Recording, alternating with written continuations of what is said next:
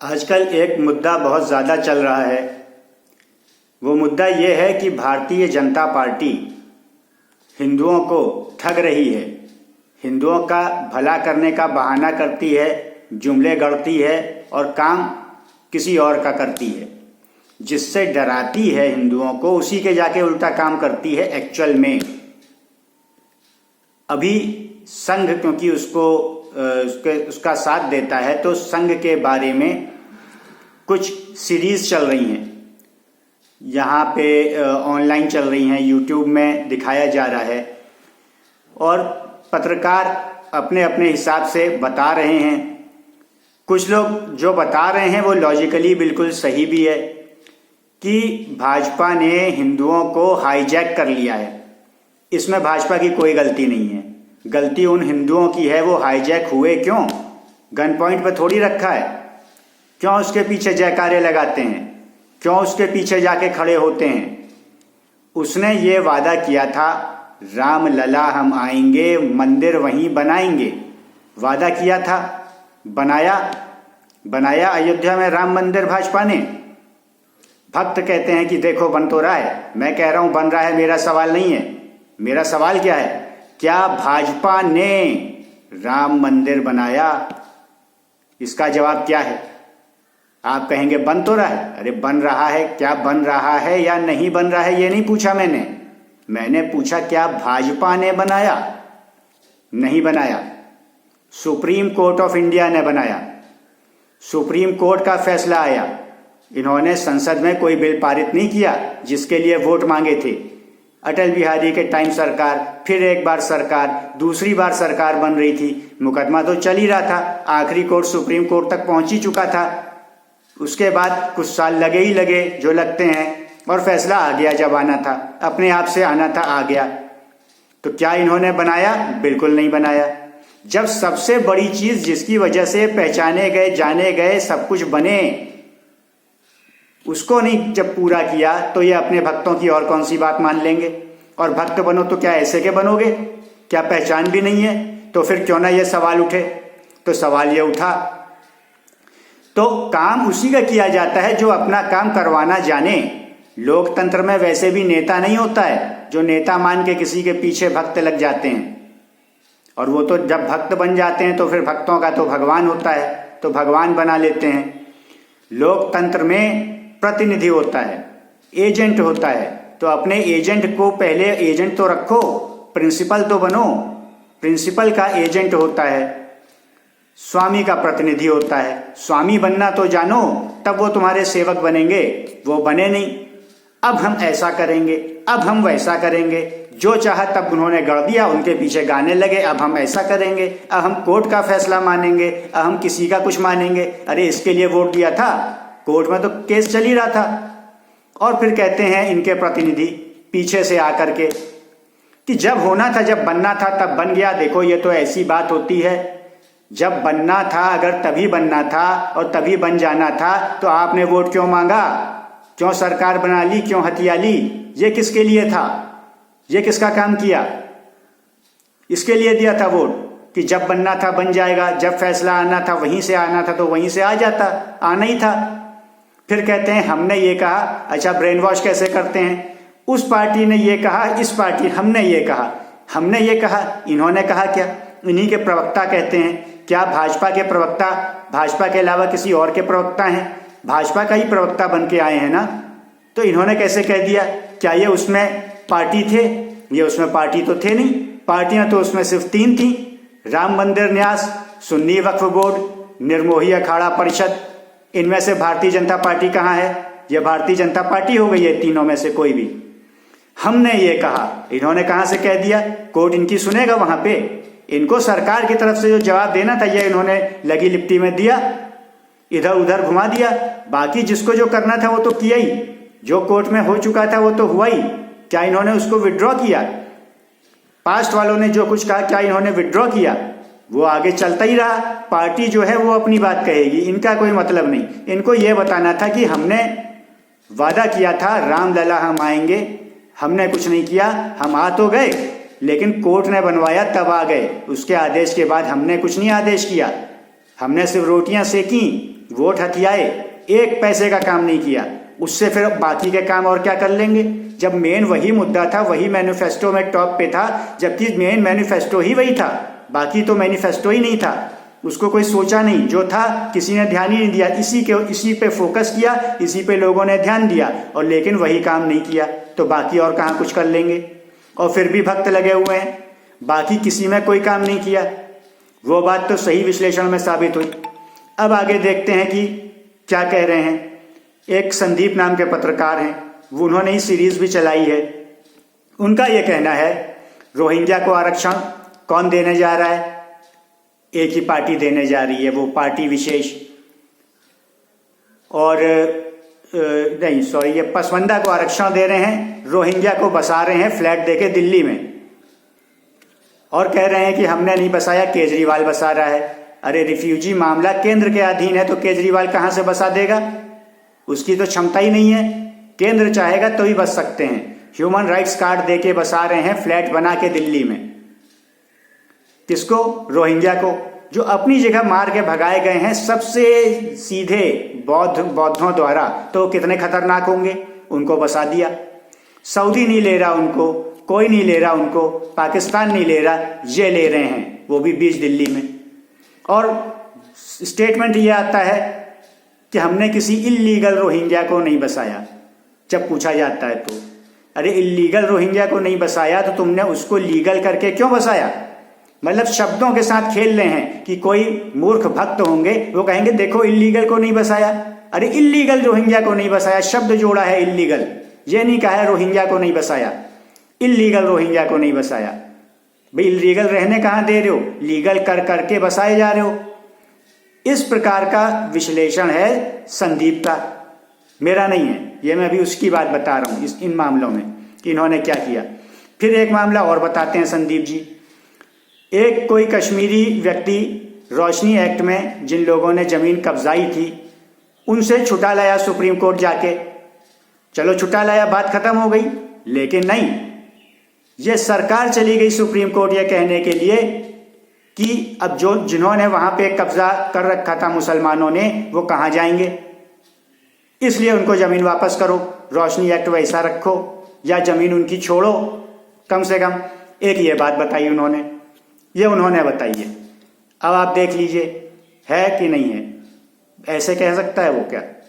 फिर इसके अलावा और बात आई, माइनॉरिटी कमीशन, माइनॉरिटी मिनिस्ट्री पे सुप्रीम कोर्ट में याचिका लगी कि भाई जब भारत में सब बराबर हैं, एक हैं, तो माइनॉरिटी कहाँ है, मेजॉरिटी का दर्जा किसको दिया गया है। फिर मेजॉरिटी के बेनिफिट्स होने चाहिए कि भाई उसका, उस कम्युनिटी का जो मेजॉरिटी है उसका सब कुछ चलेगा, तब तो कुछ अधिकार देने के लिए, बचाने के लिए माइनॉरिटी का कमीशन हो, उसकी मिनिस्ट्री हो कि भाई उसको है नहीं, वो तो दोयम दर्जे के नागरिक हैं, तो उनको बचाया जाए। लेकिन ऐसा है नहीं, सब बराबर हैं। जब सब बराबर हैं तो माइनॉरिटी कौन है, किस आधार पर माइनॉरिटी है, वो रिलीजियस आधार पर माइनॉरिटी बनाए हुए हैं। तो याचिका आई तो यही सरकार, भगवान सरकार, भक्तों की भगवान सरकार कोर्ट को यह जवाब देती है कि हिंदू बहुत दबंग है, मुस्लिम को जीने नहीं देगा, इसलिए माइनॉरिटी मिनिस्ट्री चाहिए, माइनॉरिटी कमीशन चाहिए। यह कह करके बचवा लिया कमीशन और मिनिस्ट्री को भी। तो ये किसका कहना है, ये कहना है संदीप का, ये भी मेरा नहीं कहना है, मैं बता रहा हूं कि ये सब बातें हैं। फिर कहते हैं कम्युनिस्टों से गाली खिलवाते हैं जानबूझ के, मजाक उड़ाया जाता है, वो भी बात देखने में आ रही है। कम्युनिस्ट गाली खा रहे हैं, गाली खिलवाते जाने दे रहे हैं, खिलवाएंगे, जब हिंदू गाली खाएगा तभी तो भाजपा को वोट करेगा, गाली नहीं खाएगा तो और मुद्दे उठेंगे, किसी और को वोट कर देगा। तो गाली खिलवाना जरूर है, कम्युनिस्ट गाली दे रहा, कोई और गाली दे रहा, मार काट रहा है, तब डर के मारे वोट देगा। सिर्फ डराना, मारना, दबाना, सिर्फ यही काम कर रखा है। अन्य किसी समुदाय की अगर कोई पार्टी होती है, उसका समर्थन करती है, तो उसका काम भी करती है, कभी ऐसा नहीं होता कि ना करे। अभी ये भाजपा ही देख लीजिए, बन किसकी पार्टी रही है, किसकी समर्थक, और काम किसका कर रही है। रामलला हम आएंगे, लेकिन मंदिर बिल नहीं लाए। बिल किसका लाए थे, बिल किसका लाए थे, बिल लाए थे मुस्लिम महिलाओं का। मुस्लिम महिलाओं का बिल कोई मैनिफेस्टो में नहीं था, उसका बिल आ गया। कई सारे बिल आए तब से, राम मंदिर बिल नहीं आया। राम मंदिर बिल नहीं आया, बस बाकी सब आया। चलो हम मान लें नियत अच्छी थी। फिर ये कहा काशी मथुरा बाकी है, राम मंदिर तो झांकी है। तो मतलब कि इसको भी झांकी रखना है। काशी मथुरा बाकी क्यों है? ये भी बाकी हैं, अभी तक इनकी ही सरकार है और काशी मथुरा भी बाकी है। साथ साथ बाकी हैं, दोनों साथ साथ बाकी चल रहे हैं। मतलब बाकी रखने के लिए ही ये सरकार है और जुमले देने के लिए सरकार है। फिर बाकी क्यों है? और किसको कह रहे हैं बाकी है? अपने आप को कह रहे हैं। कोई दूसरा होता सरकार में तो कहते बाकी है, हम लेंगे। अब अपने आप को क्या जला रहे हैं, धौंसिया रहे हैं कि बाकी है बाकी है। तुम बैठे हो गद्दी में, कोई दूसरा बैठा है क्या? तो बाकी क्यों है भाई? ये है इसीलिए है बाकी। कोर्ट फैसला आएगा तो बाकी नहीं रहेगा, कोर्ट का फैसला उसके फेवर में नहीं आया तो बाकी रह जाना है। इन्होंने कभी कुछ नहीं करना है। डर जाएंगे, भाग जाएंगे। कोई धमकाएगा तो, कभी कतर धमका रहा है, कभी ईरान धमका रहा है और माफी मांगेंगे। इनके सुरक्षा सलाहकार कह देंगे हम सजा देंगे। किसको देंगे? अपने ही देशवासी को। अपने ही देशवासी को सजा देने के लिए उसके आगे गड़गड़ा रहे हैं।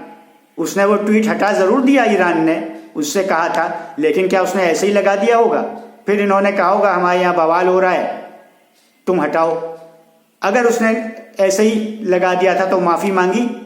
इन्होंने उसके राजदूत को तलब किया कि माफी मांगो, कहो कि हमने गलत लगाया था, झूठ बोला था हमने। जब कोई गलती थी उस गलती को बताओ कैसे गलती हुई। क्लरिकल मिस्टेक हो गई होगी, टाइपिंग मिस्टेक हो गई होगी, कोई तो नाम दो, बोलो हमसे गलती हुई। कुछ किया नहीं किया, चुपचाप साइलेंटली हटा दिया, चुप होके बैठ गए हाथ मुंह पोंछ के।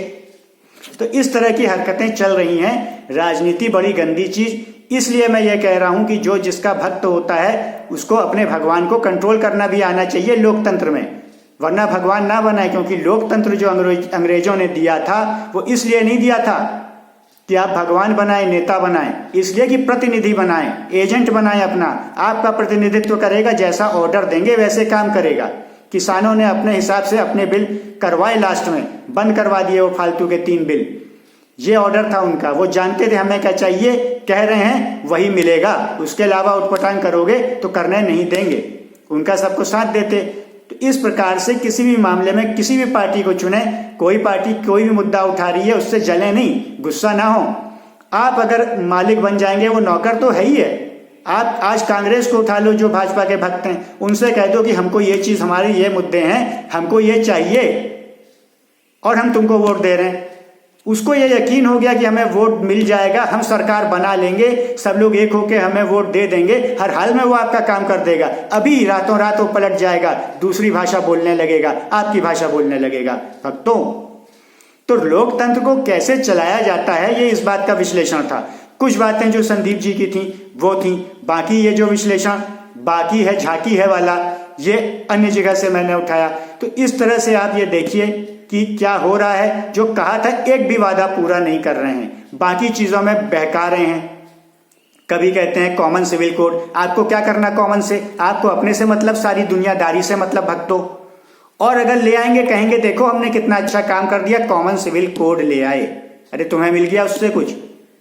बाकी सब लोग अपना अपना जो कर रहे थे घर के अंदर, वो करें ना करें, तुम्हें तो सपने में भी पता नहीं चलेगा।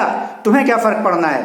कोई कॉमन रखे ना रखे, दूसरों से क्या मतलब? उनको उनका करने दो, खुश रहने दो, जीने दो। आप अपनी खुशी से खुश होगे ना, या उनके दुख से ही खुश हो जाओगे? वो तो वो भी दुख क्या आपको सामने थोड़ी जताएंगे, वो तो घर के अंदर होगा। आपको क्या फायदा? अरे अजीब पागलपन है। अपने लिए कुछ डिमांड करते, आपके लिए कुछ किया नहीं। कॉमन सिविल कोड ला रहे हैं कि नहीं, सबको हम कॉमन में खींचेंगे, इसलिए ला रहे हैं कि दुनिया में ऐसा करना है, वन वर्ल्ड गवर्नमेंट बननी है, एक जैसा करना है। तो बहाने से कुछ चीजें जो हैं वो दूसरी तरफ जाएंगी। तो कुछ चीजें ऐसा करने के लिए, लाभ देने के लिए, आगे बढ़ाने के लिए कि भाई कोई अपनी मान्यताओं के अनुसार पीछे ना रह जाए, उसको आगे बढ़ाने के लिए जबरदस्ती ला रहे हैं। इसमें सबका फायदा ही है, लेकिन लोग विरोध तो करते हैं फिर भी, अगर चीज पसंद ना हो तो खैर फायदा देने के लिए ला रहे हैं। क्योंकि कुछ टॉप के लोगों ने वर्ल्ड के ये कह दिया है कि भाई फायदा दो। हम खुद से कह नहीं सकते, लोग अपनी मान्यता के विरुद्ध नहीं जाने देते हैं।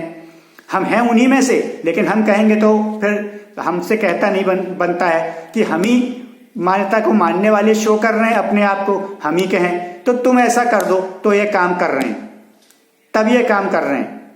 आप कहेंगे कि ये ट्रिपल तलाक बिल लाए, तो ये कई देशों में खुद ही ये चीज़ बैन है, पहले से कई देशों में ही ये बैन है, जो ऑलरेडी इस्लामिक मुल्क हैं उनमें तक के तो बैन है।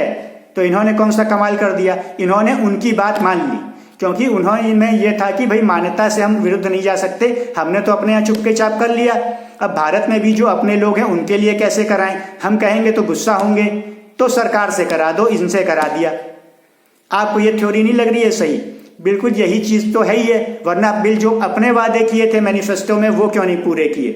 तो राजनीति बहुत गंदी चीज़, जो दिखती है वो कभी नहीं होती, जो नहीं दिखती है वही होती है। हालांकि जिसका भी ये काम कर रहे हैं वही इन्हें वोट नहीं दे रहा है, लेकिन इन्हें पता है कुछ ऐसे पागल भी हैं जो हमें वोट देंगे, हम दूसरे का भी काम करेंगे तो भी ये हमें वोट देंगे, काम इन्हीं का नहीं करेंगे, और जो वोट नहीं देंगे उन्हीं का लालच है, उनके पीछे लगे रहेंगे। और बाहर से कहीं से फंड आएगा तो अपने लोगों को सपोर्ट करने के लिए फंड देते हैं, तो उनसे फंड चुपके से लेते रहेंगे। ये बात मैं कैसे कह रहा हूँ, ये आरटीआर पार्टी का विश्लेषण करते हुए मैं कह रहा हूँ। उनके अध्यक्ष जो हैं उन्होंने ये बात कही थी कि देश में जनसंख्या बिल ना आ सके, इसके लिए फंडिंग की है सऊदी अरब ने, करता है। उनका ये कहना था, वो पहले संघ में भी रह चुके हैं, उनको ये बात पता है। आरटीआर पार्टी यानी राइट टू रिकॉल पार्टी के अध्यक्ष ने ये बात ऑन रिकॉर्ड कही है वीडियो कैमरा में, तो उन्होंने ये बात कही है।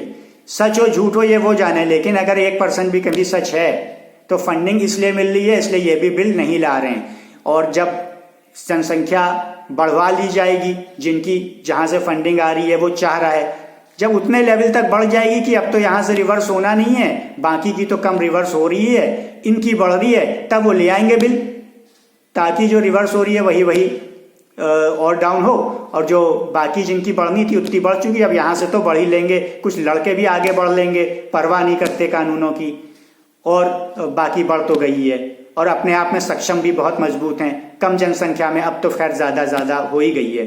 तो इस तरह की स्थिति बनती हुई नजर आ रही है। ये सोशल मीडिया का विश्लेषण था पत्रकार संदीप और राइट टू रिकॉल पार्टी के अध्यक्ष के जो बयान थे, जो उन्होंने ऑन रिकॉर्ड लाइव कैमरे पे, या मतलब कैमरे पे वीडियो में दिए हैं, उनके आधार पे। तो इसलिए आप अपनी पार्टी सोच समझकर ढूंढें, समझें, क्योंकि जिस पार्टी का विश्लेषण किया उसका एक भी काम ऐसा नहीं है कि जो उनके भक्तों के हित में हो। बाकी धारा 370 हटाने की जहां तक बात रही, वो 370 धारा नहीं हटी है, उसके सेक्शंस जो हैं उन्हीं का प्रयोग किया गया है। उसी में ऑप्शंस हैं 1, 2 और 3 में कि क्या करो क्या ना करो। किसी का प्रयोग कर लिया, पहले किसी और का कर रहे थे, तो उसका प्रयोग करना उसको रद्द नहीं करता, वो रद्द नहीं है, वो कॉमा फुल स्टॉप के साथ एज इट इज है, वैसा का वैसा ही है, उसमें कोई चेंजेस नहीं आए हैं। तो जब ऐसा है तो आखिर किया क्या? अच्छा, वो भी क्यों किया? आप कहेंगे वो क्या भक्तों के लिए किया? नहीं, वहां इन्वेस्टमेंट किसका आ रहा है? आप देखिए इन्वेस्टमेंट किसका आ रहा है, उनका इन्वेस्टमेंट लाने के लिए किया कि वो अब पूरी तरह से प्रॉपर फॉर्मली अब अपने कब्जे में रखेंगे अपने इन्वेस्टमेंट के साथ। उनका इन्वेस्टमेंट तो उनका कब्जा भी होता है, मजबूत लोग हैं, अपना उनकी पावर है, एक घुड़की में ही डरते हैं सब। आप देखिए इन्वेस्टमेंट किसका आ रहा है, वेस्ट का नहीं आ रहा है, चाइना का भी नहीं आ रहा है, वेस्टर्न कोई कंट्री नहीं है, चाइनीज नहीं है। अब आप देखिए किसका आ रहा है, कश्मीर से कन्याकुमारी तक बड़ा बड़ा इन्वेस्टमेंट किसका आ रहा है, आप देखिए। और ऐसे इन्वेस्टमेंट वाले पॉलिटिकल पार्टीज को फंडिंग भी करते हैं। और भक्त ये भी देखें कौन सी ऐसी पार्टी है जिसने पॉलिटिकल फंडिंग को सीक्रेट कर दिया कि पता ना चले, किसने किया ये भी देखें। कहीं से भी पैसा ले सकते हैं, ले रहे हैं, ये किसने किया? उसके बाद भक्त ये जाने, भक्त बने, पहले गांधी के बने, धोखा खाए, फिर किसी और के बनेंगे, सिर्फ धोखा खाने के लिए ही पैदा हुए वो भक्तों। कुछ अकल तो रखो, कुछ अपना बनो, अपने हिसाब से काम कराओ। तुमसे अच्छा तो संदीप पत्रकार है, कुछ तो अकल है, वो भी गांव का आदमी है, पला बढ़ा है गांव में ही, गांव में नॉर्मल परवरिश हुई होगी, समझो। और ज्यादा से ज्यादा इस वीडियो को शेयर करो जिससे कि समझदारी की आगे बातें कर सको, समझदारी की बातें आगे जो बताने वाली हैं वो लाई जा सकें।